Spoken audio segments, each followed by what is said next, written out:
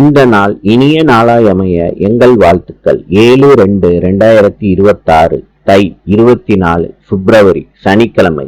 இன்று ஷஷ்டி சித்திரை நட்சத்திரம். இன்று தேய்பிறை ஷஷ்டி விரதம்.